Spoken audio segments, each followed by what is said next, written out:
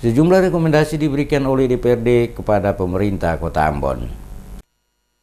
DPRD Kota Ambon gelar rapat paripurna kelima dalam rangka penutupan masa persidangan kedua dan pembukaan masa persidangan ketiga tahun sidang 2018 sekaligus penyampaian KUA PPAS perubahan tahun anggaran 2018 dan KUA PPAS tahun anggaran 2019 di ruang rapat paripurna DPRD Jumat 14 September 2018.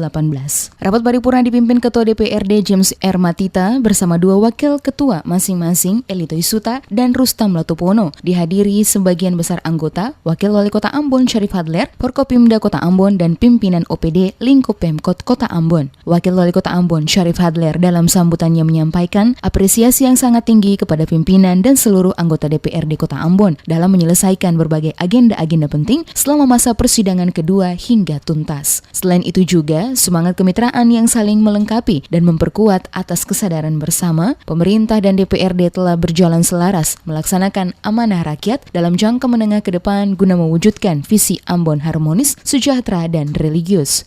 Dalam kemitraan yang saling melengkapi dan memperkuat, DPRD Kota Ambon dan pemerintah Kota Ambon telah berjalan selaras melaksanakan amanah rakyat di kota ini. Dalam jangka menengah ke depan, menunjukkan visi misi pemerintah Kota Ambon, yaitu Ambon yang harmonis, sejahtera, dan religius.